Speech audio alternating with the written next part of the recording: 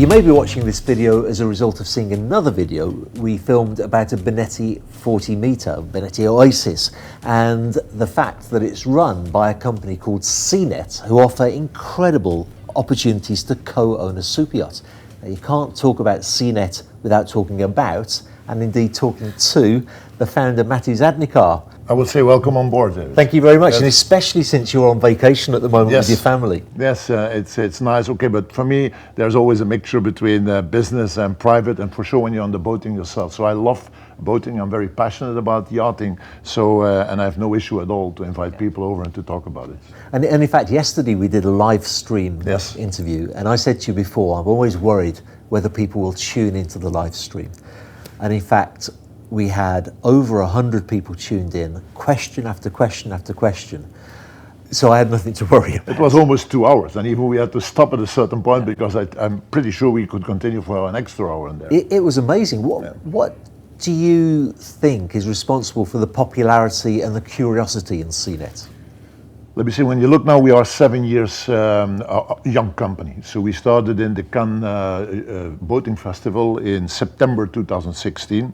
And when we started with co-ownership, we mainly started in Europe. Now we know we are working on a global scale, more Europe, US, but we are also going or planning to go to Asia. Yeah, it was an absolute non-known concept. That was one thing, and that what people knew out of the past were that there was some tryouts, but none of them had worked. So people were very skeptical. People were very skeptical that in the ultra-high network environment that people would want to share a multi-million asset with other people.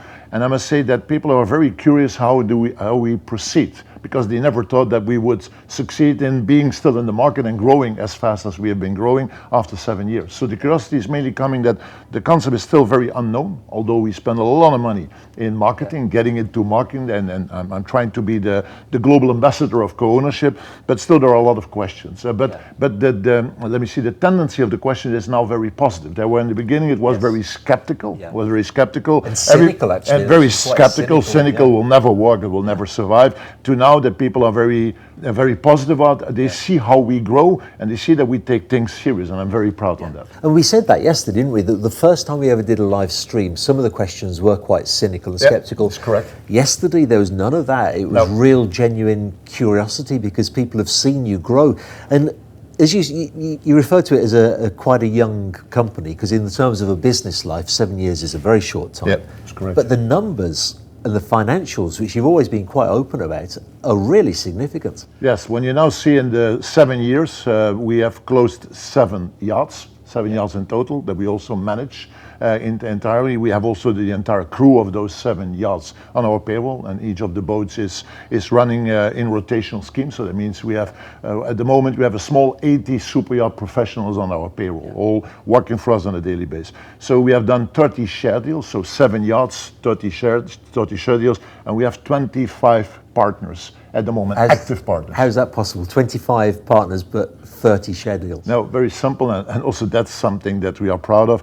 5 partners have already done multiple deals. So that means we have one who grew within the same yacht, so bought a bigger share of one of the exiting co-owners who then bought on his from his side a share in a bigger yacht. So we have people who are upgrading. And I must say, I already know now for the next 3 to 5 years that we have owners who are coming on board, doing a 35 meter, but say we want to test it, and when we are pleased, we want to grow to 40, 45, and 50 meter. So we have, at this moment, a very healthy growth from the inside. Existing partners love the program, get more time, get to know with the yachting industry, and being an owner, they understand what it means to be an owner, and then want to grow in size.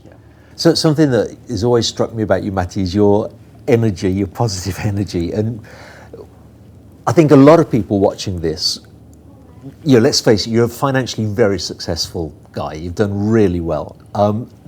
Did you not just want to retire? I think a lot of people watching this would think, you know what, if I could afford to do that, I would just sit back on a hammock somewhere on a Caribbean island. Now you should ask my wife. I'm not that type of guy. I think the moment that I would do nothing anymore is the moment that I would die. So I have so much energy, and from the moment that I'm very passionate about something, and yachting has been my passion. Let me say boating. When I was younger, I didn't have the money for a yacht. It was boats. It was small boats. It started with small boats. The only thing that changes that during the success that you build in industry or in business, then the boats became bigger, and the boats became yachts, smaller yachts, bigger yachts. So, but I've always been very, very passionate about it. But the main thing what I find so nice is that what we are now doing, and I invite a lot of potential buyers on board, and they stay a day or 2 days with me on board. For me, it's not work. Yeah. I find it's for me such a pleasure to guide people into yacht ownership, because unfortunately, not every yacht ownership experience is successful. There's a lot, when I see around and when I hear sometimes the experiences that a lot of people have with boats, with the crew, with the management. I had recently on the phone a gentleman who is a very successful American businessman, and he told me, Matty, you have to understand, I have 35,000 people on my payroll. I have more headaches with the 10 guys on my 50-meter plus yacht. Please help me. I want to get rid of it. I want to get rid of all the hassle. I want to simply enjoy being an owner of a yacht. And I must say, he is not an exception. He is absolutely not an exception. And doing that gives me a lot of energy. So I love yachting. I love to be myself on board of the boats. I spend a lot of time there, and now I can combine it with business. Yeah. So take me back to the day that you don't need to work anymore because you've become financially very successful, and the seed of an idea about co-ownership came to you. What was the route that led it from that to today with this significant business? Well, let me say, I'm coming out of oil and gas. I already mentioned that in earlier interviews that we did together, and I sold my company in 2014. And then I took, and the plan was to retire. I was early 50s, and I promised my wife, it's okay, I was always a 7-on-7 worker. I said, okay, we will now enjoy life. But I must say, after being 1 year on board of my boat, and where I had a wonderful time, I simply said to myself, this cannot be my future for the next 5, 10, 15 years. I need to do something. And then it was my wife that triggered at a certain point, says, yeah, but you're so passionate about boats. Why not trying to set up something in boating? Does she regret that now? No. Let me say, I don't regret that. Let me say now we know is also something where she can join me. Yes. Because the boat becomes our live showroom, and we invite people on board. But okay, then in 2015, 2016, I started thinking, and I'm a concept, I'm an entrepreneur who likes to launch new concepts, new ideas. I don't want to be a copy-paste guy. Sure. And I was looking in that yachting industry, what is still missing? And I built my concept around 3 points. They're very simple. You buy a yacht, but you use it 5-6 weeks a year, max. But a year has 52 weeks. So what are you doing with the rest of the weeks? And people try then to optimize through charter, but the balance between your own use and what you pay is not there. That was the first point. The second point is what I mentioned. People find managing a yacht a real hassle. They don't want to do that, and for sure not in their vacation time. So finding a solution for the management in a professional way. And the third thing is retaining crew. And my earlier business in oil and gas, I had at peak moments in project up to 1,000 people on my payroll. So I know how important it is to take care of your people, of your employees. Your employees become your business card. So the challenge to define a new model where you can better retain, appreciate crew on board was for me the driver. And I ended up with co-ownership, where you reduce the cost. You only buy the percentage of the boat, so not the full boat. Reduce your running costs on a yearly basis related to your percentage. You have a fully professional management company who takes care of everything. Yeah. That's what we do at SeaNet. And the last thing, your crew, due to rotation, because all our boats are full rotational, so people work 2 months on, 2 months off, you create a much better life, quality of life for your crew, and you retain them much better. Yeah. So, and I think those 3 things I could combine in one setup, and that's SeaNet. Yeah. And SeaNet is not my invention. SeaNet is an invention when I started Googling in 15, 16, like a lot of entrepreneurs, when you have an idea, you start looking at somebody already doing it. I found almost nothing in Europe, but I found 4 companies in the US, and one of them was SeaNet. So, and then I mailed them. I mailed all 4 of them, and 3 said, okay, let's have a chat. So I went over there, and I also met Mike Costa, who is my partner in the US. And Mike is already for more than 20 years in the business. Yeah. He came from a different point of view. He is a combination of brokerage, co-owning dealership. He has a very successful dealership in Absolute in California. He has 7 branches from where he works, and he grows very fast. And he has done, I think, about 70 boats in the past 20 years. But he is more focusing on the segment, let us say, up to 80 foot. Yeah. Exceptionally, when there is some opportunity with his existing owner's base, he does a 95 footer. He has done 2 Delfinos, and he's even now doing next year a Benetti Oasis, a 34 meter. But in 20 years, 3 bigger boats. So you see, it's not his main focus. His main focus is more below the 90 foot. So, and I said, okay, Mike, let's join, let's partner up. I don't want to become your boss. You take care of the US, you take care of your yachting segment, yeah. And I set something up in the super yacht range. So we start from 29 meter up. So let me say the 95 to 100 foot up to 60 meters. So, and now most recently we even differentiated because it created some discussions in the market. You have seen it in the US, you have seen it in Europe. What is the focus of both companies? We said very clearly, SeaNet US is SeaNet Yachts, up to 29 meter, and SeaNet in Europe, what we are doing, and we're working globally, we are SeaNet Superyachts. And we even use the occasion to make our logo a little bit more sexy, a little bit more modern. Yeah. So that's the differentiation. And that's also the background of both companies. But we work very well together. And the growth of SeaNet that I've seen is not just been adding yachts, it's also adding services. Last time we spoke about matchmaking. Where are you at now in terms of the different services that you offer? And also, what's the future hold? Yeah, matchmaking. So I told you core is co-ownership, and core will remain co-ownership. So I'm not going into brokerage. That's not my interest. I could do that simply to do more business, but my focus is not doing more business. My focus is becoming better and better in co-owning in my core. So I want to be a specialist and not a generalist. I'm not the type of guy who wants to do a little bit of everything, but nothing as a specialist. I want to do a small segment that's co-owning and be the best in co-owning. Yeah. That's our purpose. So when you now look to matchmaking, up the first, let me say 6 years, every boat that came in our fleet, the boat was purchased by me. So the boat was physically there. It was paid for. There were no bank loans behind it. And then we started selling shares, what is a very tricky a risky adventure, because there's a lot of money at stake. And in the boating, you have, first of all, the purchase price is high. Yeah, that's one thing. You speak about $1 million amount. Secondly, the boats depreciate. And I was very fortunate in the past years that boats improved in price. Yes. So I was lucky. The market has helped it, but you also have the running costs. So when you're not selling shares, you have to take care of all of that. So that was our model of the past and still is our model today. So we will continue like that. But matchmaking is also co-owning, but then the boat is not owned by us, not purchased by me, but there is an existing owner who owns a contract, a new build contract, who owns a brand new boat. And he said, instead of chartering out, people now more and more think, why not taking 1, 2, or 3, a maximum of 3 partners who put the millions on the table, who share the running costs of a boat, and the entire boat is then managed by us. And we are the company who then finds those co-owning partners and takes care of it as an objective third party, and it works very well. And this year we have now, the boat that we are on is our first boat in that concept, is the Benetti Oasis 40 meter. And in that Oasis, that was a contract signed in 2020. The owner approached us. So that also means that people get to know us. So he approached us through the internet, and he said, Matty, look, I'm a very intensive businessman. I love the boat, I love the brand, but I would be very happy with a 50% ownership. So could you find me qualified co-owners, partners, and can you take care of the entire hassle? He has had before 5 boats.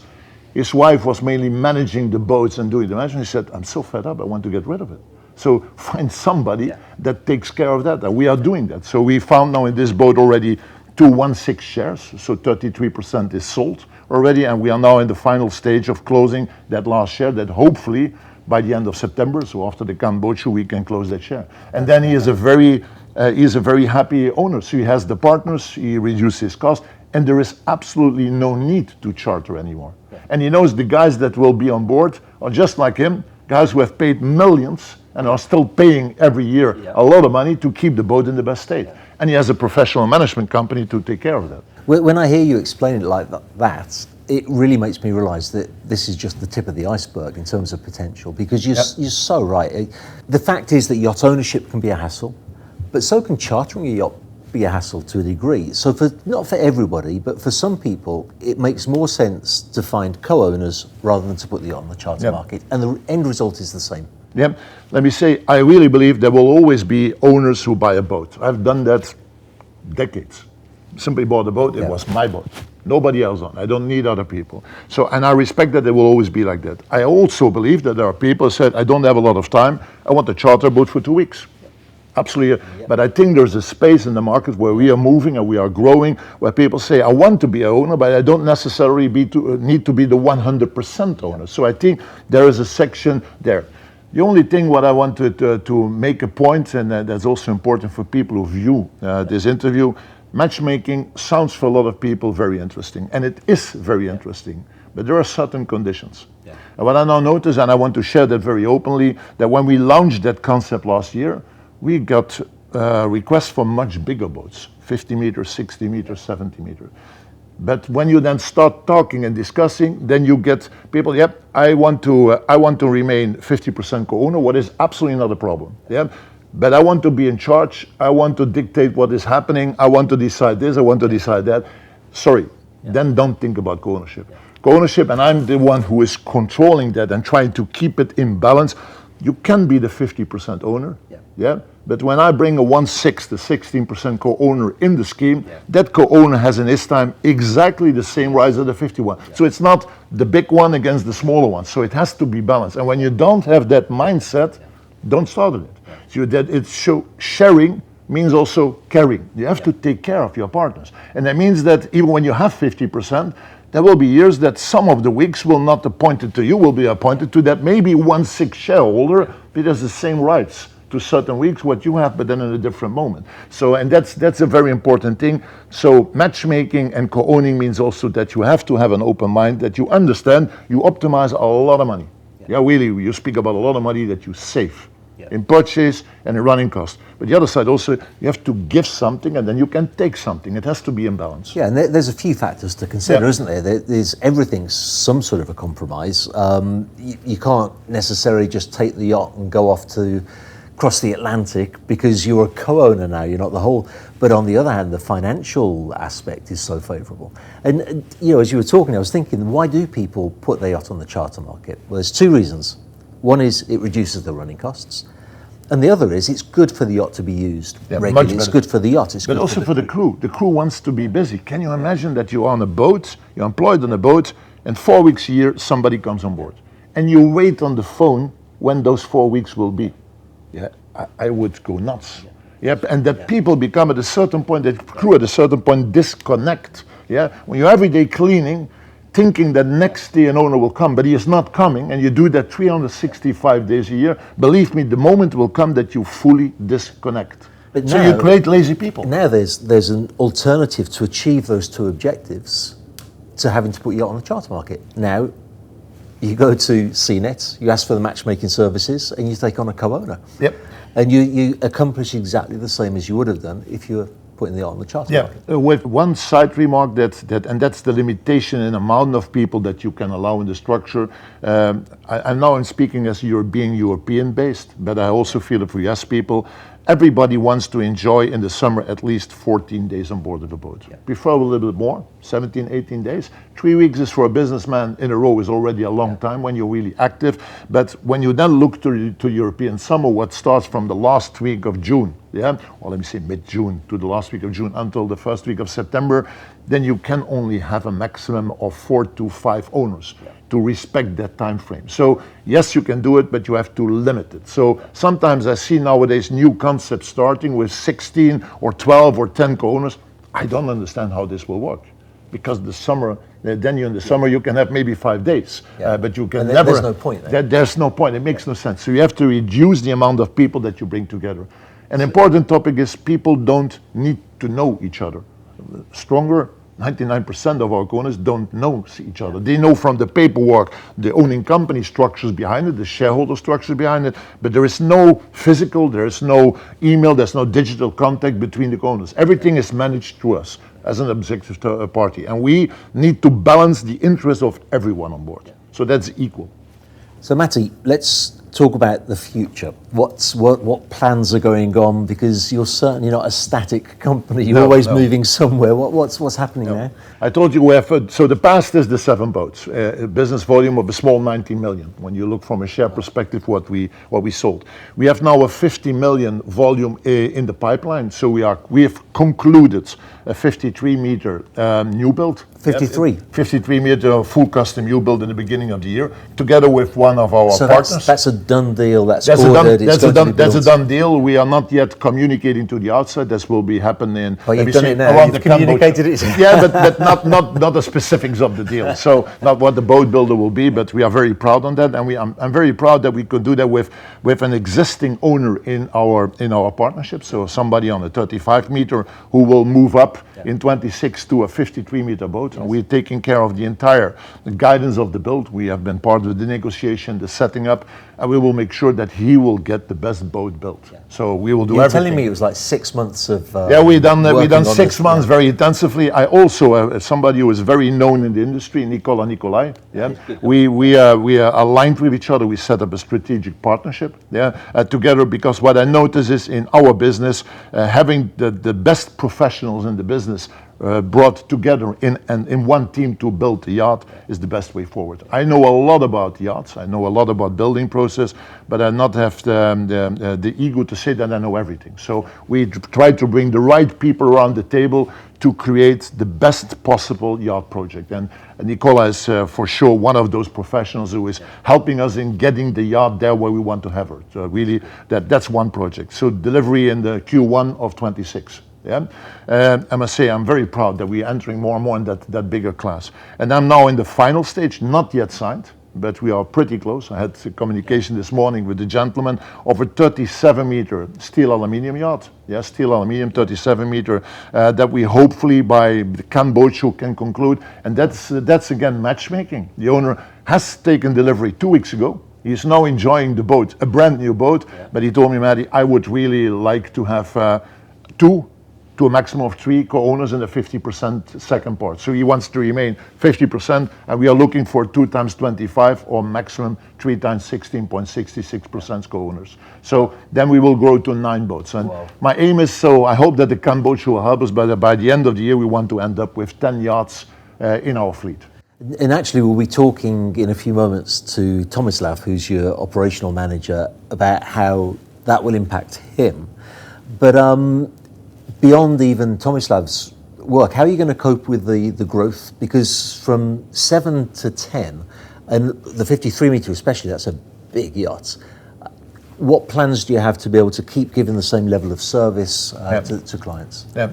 I think what is important, what I told you in earlier interviews, is for me, quality goes before quantity. So when I speak about growing, and yes, I aim for those 10 yachts, but I only aim for 10 yachts when we are able to manage them and run them in the way we have done it for the first 2, 3, 4, 5, 6. So the quality is for me the primary aim. So it has to be qualified. To do that, your organization and your backbone has to grow. But not only people-wise, people are there to work based on operating processes. So we are improving and we're continuously working on putting the procedures in place, fixing them in guidelines, in operational rules based on which we work. And we are continuously mirroring all arrangements that we have with what we see and the experience that we get and the feedback from owners on the boat. So we are improving. So we are aiming for a perfect functionality, but we are not perfect. We are a company, we are human beings, and human beings make mistakes. But we continuously like to evaluate, to learn, and to improve. And I must say we get a lot of credit by our owners that they give us the chance to improve our performance. When you now see, today, when I make a rough calculation, we handle at the moment for the 6 plus 1, because the 7 is the one in build, so it's not yet operational, but we manage for those 6 yachts, we manage around 8 million in running costs. 8 million, keep in mind, that's the full costing of the boat. When owners come on board of our boats, we pay everything. They only get the bill afterwards. So I don't want to mix up their holiday with payments, with credit card, can you give us that? No, we take care of the entire experience. So 8 million, when 8 million flows through your books, some in cash payments, some in credit card payments, some in invoicing, you need to have a very strong accountancy.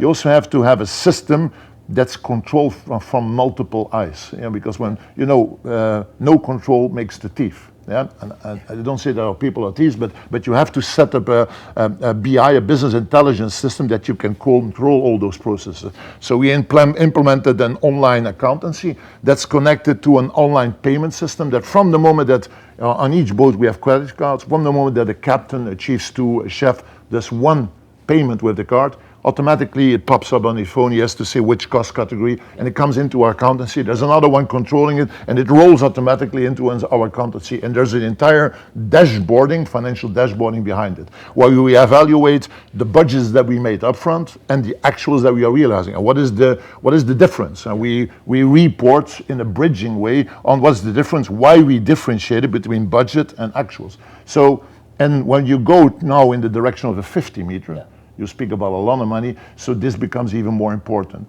Yeah.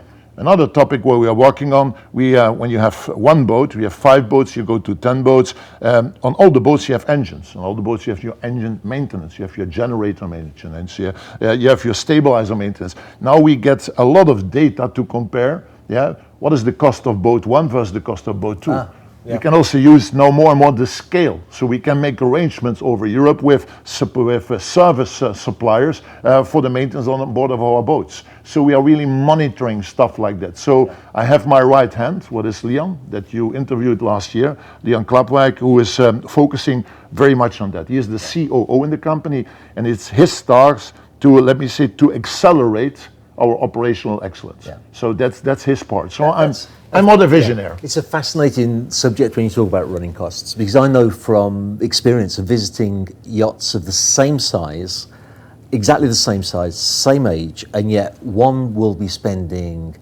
2 million a year on running costs and the other 1.2. That's an 800,000 euro difference. And looking at the yacht, you can't see that one is noticeably run any better than the other. In fact, sometimes it's just down to the captain and the management company who are being a little bit more astute and wise. And sometimes, as you know, you'll get a yacht owner who's so wealthy that he just doesn't have time to look at where the money's going. He just pays it, and unfortunately sometimes that can be taken advantage of.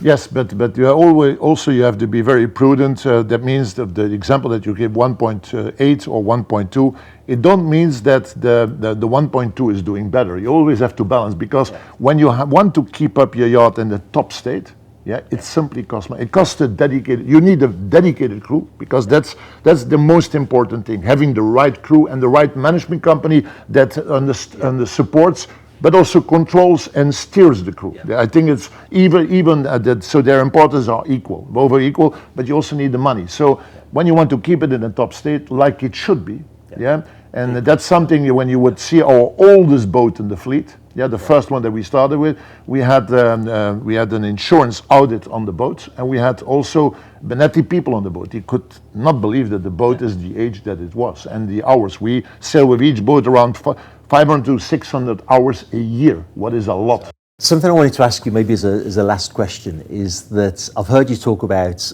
all kinds of shares, different percentages of shares. After 7 years, what's the sweet spot in shares, and what does that actually give to a co-owner? Yeah, this is a very good question, and it's a question that keeps us busy internally a lot. What is the best combination? And I must say, when you look from a business point of view, the most easiest setup for us would be 3 times 33, so 1/3, or 4 times 25. Very simple. We advertise in that way, we go to market, and that's it. We would not be there where we are today when we would have continued that model.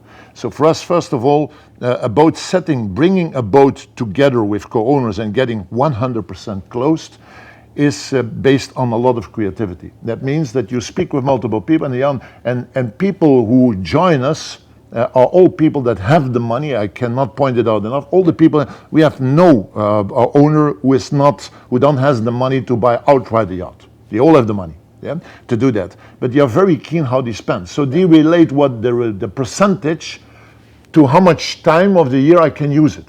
And they don't want to have a share that's bigger than the time they are intending to use. And another thing is also that each day they have, they use. Maybe not them, maybe it's that the gentleman does it with his friends, or the wife does it with her girlfriends, or they do things together with a business partner or with family, but there is not one day that they don't use. So what we know to do is we go in discussion with people, and very often their needs are different. Yeah, depending on their age, depending on the way that they are still occupied in business, yes or no. And so for us, it's very often a mixture. And I've learned that the model of 33% split it and 16%, a combination of a 33% share and a 60% share works best. And I will explain to you. What we now have, you can have 2 times 33%. You have 66% sold, and on the end you have 2 times 1/6. Yeah, 2 times 16% to conclude it. Yeah, or you have 1 time 33% of a gentleman says, I want to have more time, and 33% means at this moment you have 64 days a year. So that's nine weeks. 33% gives you 64 days. 64 days. That's a lot of time. It is. That's a lot of time. I don't know a lot of people who spend so much time. I was going to say the same thing. Yeah, not a lot of people, but there are people that say, okay, it's worth it. Normally I was intending to buy 100% of a yacht and then have the hassle to optimize my cost. Now I'm buying 33% of a boat and have some spare time that gives me more flexibility. That's one thing. But then you have the dedicated business guys who are still very active. They say, no, I like to have that 1/6 share because it's 32 days. You have 7 days in the out of season. You have a little bit more than 2 weeks in the main season. What is nice in the summer season, and you have 10 days in the winter time, and that together gives you 32 days. So, and that's for the majority goods. So for us, the sweet spot is a good combination between 33 and 16, Totally 0.66. Yeah. Actually, now I understand for the first time, because you also said it on the live stream yesterday, and when you said it, I was trying to wrap my head around it, but now completely understand. Yeah, it's finding a way, but creativity is very important, because sometimes we even, in the share, we make a mixture. Because I have people, we set up all our boats in double season, because I really believe that's the optimum way of using your investment. It still is a lot of money that you put in a boat. But there are co-owners coming to me, and Matty, very nice what you're doing, but in the winter I'm a ski fanatic. I don't go to the boat. I don't want to, I'm not interested. But I still want to have a share. And then sometimes in those packages, we split. We combine. Some of them say, American buyers say, could I have 2 times 2 weeks in the winter? Yeah. And then we swap, but I need not the out of season in Europe. So we are very creative in trying to bring people together. It's not easy. When I look and I discuss with my COO, say, Matty, what are you doing with the planning? But that's our success. Tailor the share around the need of a family. And I think that's very important. And it's certainly working. Matty, thank you so much. My pleasure. We need to finish filming the yachts. When I say we, I mean you. Thanks again, Matty. That was great. See you next year. I'm looking forward to it. Okay, thanks.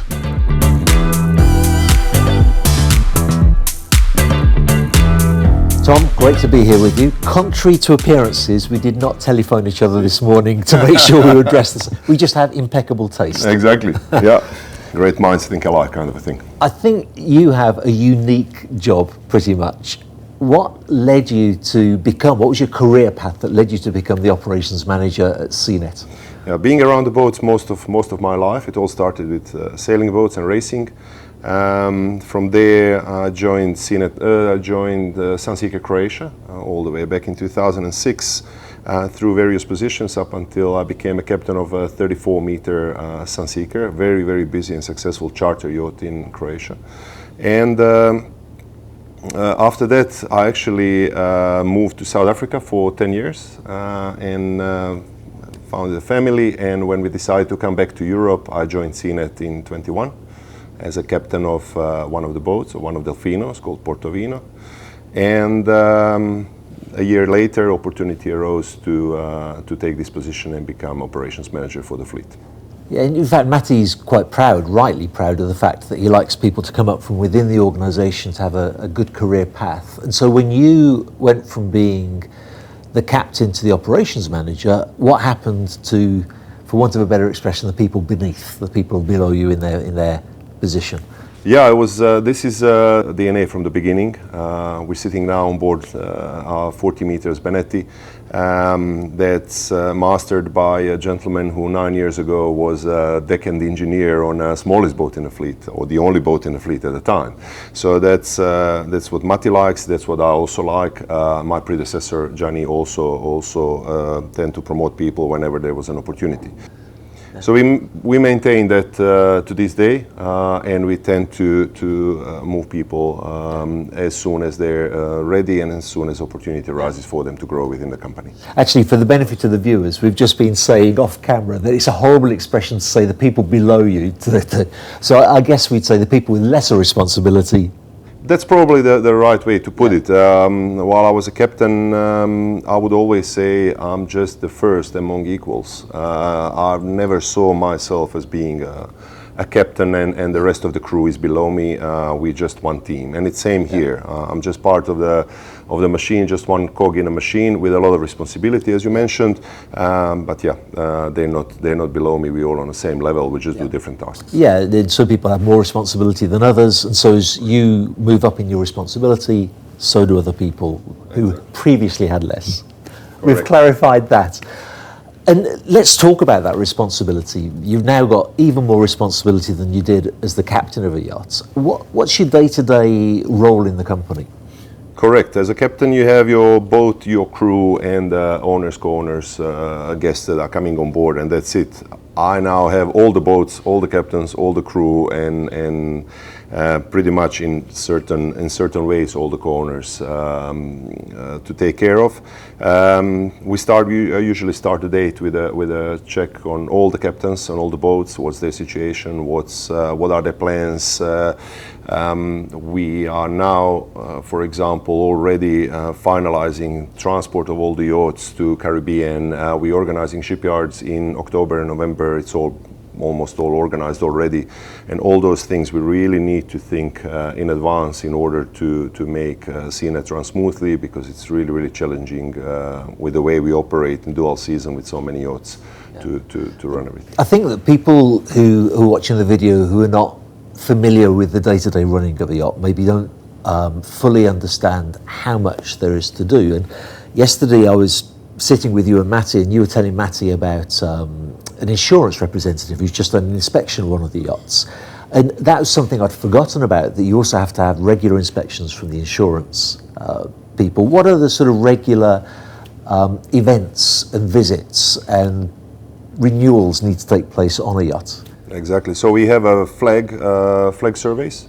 Then we have a class surveys. In our case, all of our boats are under RENA. And then on top of that, we're doing these insurance surveys. So insurance was to make sure that the whole fleet is run properly, boats are managed properly, crew is certified, all the services are done in time, so that they know they're insuring something that most likely won't have big problems.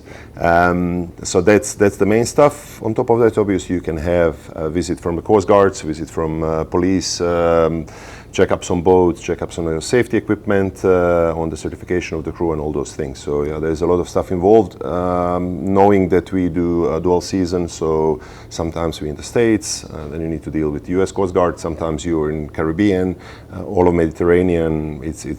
It's interesting, but I have to say we didn't really have any issues with the authorities, because we fully covered with documentation and everything, so no problems there. How did the insurance visit go, by the way? Very well. Gentleman was very happy. He's seen 5 of 6 of our boats at the moment, and he just saw the 5th boat, my previous boat, recently. Very happy with the captain and the crew and the way we maintain the boat. So we're really proud of it. There is some room for improvements in terms of implementing new management software and procedures on the higher level, but we're working on finalizing the solution for that after Cannes Boat Show this year. I'm interested, talking to Matty, and as you know, I've been visiting SeaNet every year, I think, for the last 4 years. The fleet has grown and grown and grown, and we know now that it's continuing to grow, not just in number, but in size. What sort of challenges is that going to bring for you? Yeah, it's interesting. I have to say, my predecessor did a great job, and I inherited well-oiled machine. Now we're just putting it on another level with the size of the boats that are coming in the fleet, and we're putting good foundations to have lesser problems in the future and run it properly. But challenges are huge. From delays in transportation, any delay in cross-Atlantic transportation for us is less time for maintenance. Less time for maintenance is not really acceptable, because we really do thorough maintenance of our yachts. We invest a lot of money and make sure that, and you've seen all the yachts throughout these years, they really look very well, look good. And from spare parts deliveries, then your service is delayed because there's no spare parts. Crew is another issue. We're really blessed to have fantastic crew members, but there are often problems, crew injuries, then someone's on a sick leave, you need to replace him. Stewardess that can't get Schengen visa in time because there's huge backlog in an embassy and can't join the boat, you need to find a replacement. All sorts of problems on all levels, so it's never a dull day in this position. Yeah, in fact, as you were talking, it reminded me of what happened yesterday, which was that for the benefit of the viewers, we booked ourselves in, myself and Ricky and David booked ourselves into a hotel that turned out to be an awful hotel in completely the wrong position on the island, and we couldn't get a taxi. So I called you and I said, Tomislav, we've got this problem. At the time we hadn't met, had we? We'd spoken on the phone, but we'd not actually met. Boom, 5 minutes later we have a Mercedes Viano turn up, pick us up, and I said to the guys, we shouldn't have worried, this is SeaNet. When SeaNet are involved, things always go smoothly. I guess it's typical of the kind of situation where you just jump in, you resolve the problem, and you make it a lot easier for the people, whether they're co-owners or people offering a service to the yacht. Exactly. In this case, it was me because I was on the ground here. If it was something that was happening on a boat or in some other situation, that would be our hospitality manager, Ellie. She would have taken care of that situation, as she does in most of these critical situations. Great, and I wanted to come on to Ellie because I interviewed her, I interviewed her, I think 2 years ago, and it's really interesting, her role. How does her role differ from your role in the company? Well, just to go a little bit back, Matty and senior management realized that one person cannot run all of this. So there is a strict division between hospitality and operations. Operations is more technical. I'm running the navigation and mechanical crew, engineers and deck crew and captains. Safety of the boats, maintenance of the boats, transfers, all of those things to make sure boats are running. Ellie, on the other hand, is running, or she's looking after the chefs, stewardesses, and whole relationship with the co-owners, meaning preference lists, ordering special goods, things that they want, they need. Someone comes with a baby, they need prams, they need baths, they need all those things, for example. That's just one example. So there's no conflict in our two roles. Obviously, we have to work together, and we really work very well together. There's no overlaps. There are moments when we help each other. Can you please help me out with this or with that? I guess with the crew there must be a little bit of an overlap, because is Ellie responsible for the crew training as well? She is, but that's mainly for hospitality crew. So stewardesses and chefs, where I then take care of the deck crew. Yeah, so chief engineer, captain, chief officer, and the rest of the crew. But we will do this year in October, for example. We'll have a meeting with all the crew where we will do training together, because obviously we're not two different worlds. The crew works and lives on the same yacht, so you could say there is overlap there, but in responsibilities and in day-to-day operations, there's no overlap, except that we do help each other with the crewing process. What do you think about this candidate? What do you think about this candidate? That's what's very important, you know. Sure.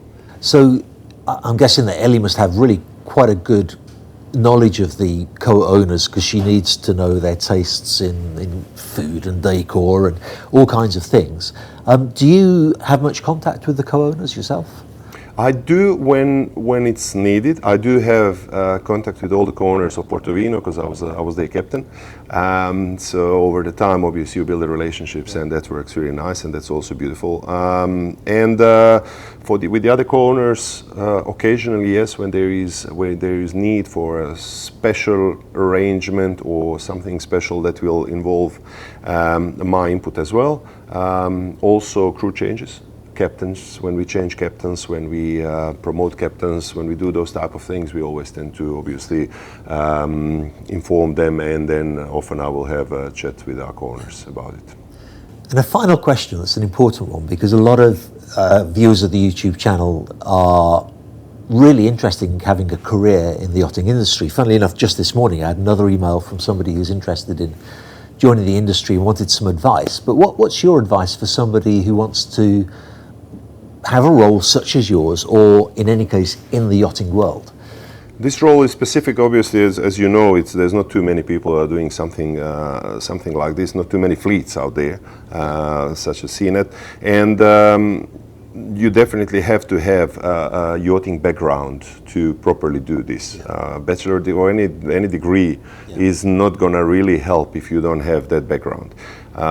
I started modestly and slowly, like anybody else, on the French coast looking for a job, which I managed to get through an agency in Antibes as a deckhand on a boat, and then slowly built my way up. We in SeaNet also are looking for guys that are enthusiastic, that are willing to learn, that are hardworking, and I believe that's the only formula.